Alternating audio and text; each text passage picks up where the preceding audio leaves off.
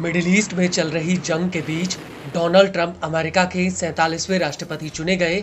अपनी जीत के बाद ट्रंप ने ऐलान किया कि वो युद्ध भड़काने नहीं बल्कि युद्ध रोकने आए हैं और उनके इस बयान से कयास लगाए जा रहे थे कि अगले कुछ ही दिनों में इजराइल और यूक्रेन युद्ध रुक सकता है और इसको लेकर कतर की अगुवाई में युद्ध विराम पर बातचीत भी चल रही थी। लेकिन हमास के अड़ियल रवैये की वजह से कतर ने गाजा और लेबनान युद्ध को लेकर अपने हाथ पीछे खींच लिए हैं और हमास के अधिकारियों को कतर छोड़ने का आदेश भी दे दिया है। कतर का कहना है कि हमास बार बार युद्ध विराम में रोड़ा अटका रहा है।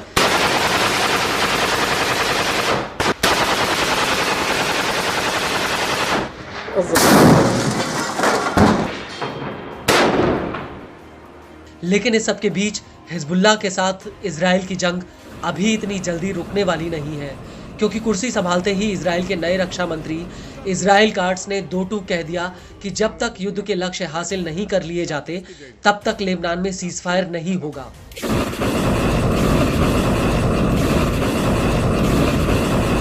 ट्विटर पर अपनी एक पोस्ट में इजराइल के रक्षा मंत्री ने लिखा कि इजराइल की आक्रामक कार्रवाई हिजबुल्लाह की ताकत को कम करने के लिए जारी रहेगी और जीत का फल हासिल करेगी।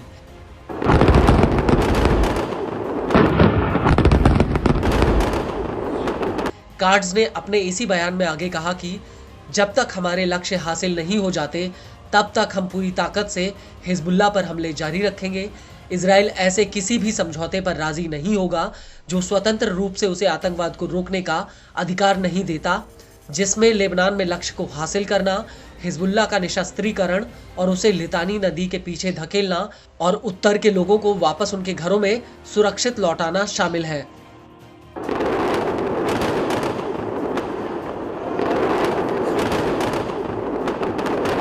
वहीं दूसरी तरफ कार्ड्स के इस ऐलान के बाद हिजबुल्लाह ने भी साफ कह दिया कि वो इजराइल के साथ लंबे युद्ध के लिए तैयार है।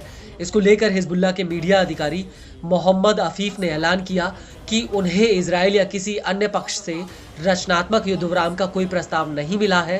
अफीफ ने कहा कि जंग के मैदान में जिन लड़ाकों ने मोर्चा संभाला है उनके पास पर्याप्त हथियार, उपकरण और लंबे युद्ध की सप्लाई है। इजराइल के साथ लंबे युद्ध के लिए हर स्तर पर तैयारियां चल रही हैं। وصول الرئيس الامريكي ترامب الى سده الرئاسه وفي فتره شهرين قبل تسلمه الرئاسه بشكل قانوني ورسمي، ففي حراك كبير ما بين واشنطن وموسكو وطهران وعدد من العواصم، كلام كثير في الاعلام، مجموعه كثيره من الافكار والمبادرات السياسيه، نسمع الكثير من الكلام، ولكن حتى الان بحسب معلوماتي لم يصل إلى لبنان ولا إلينا أي شيء رسمي بهذا الخصوص।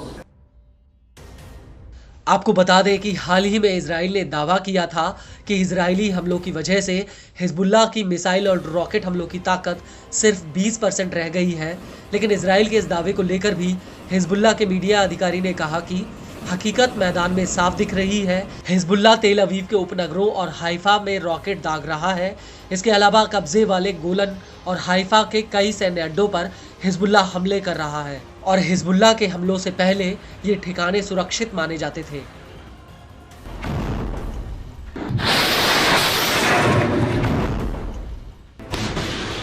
मोहम्मद हफीफ ने हिजबुल्लाह की ताकत का एहसास कराते हुए ये भी कहा कि फतेह 110 मिसाइल को बेड़े में शामिल करना इस बात का सबूत है कि हिजबुल्लाह के पास अभी भी कई तरह के हथियार हैं जो ज़रूरी प्रबंधन के आधार पर मैदान में उतारे जाएंगे।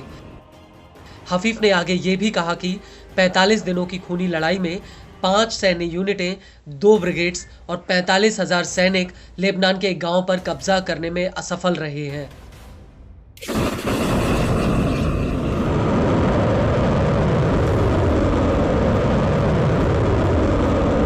हिजबुल्लाह के मुताबिक इजराइल एक बार फिर से 2006 के युद्ध की गलती दोहरा रहा है।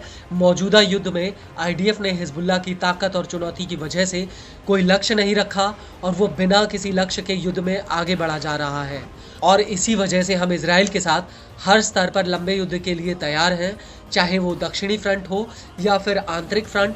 हम हर मोर्चे पर इजराइल से लंबी लड़ाई के लिए तैयार हैं।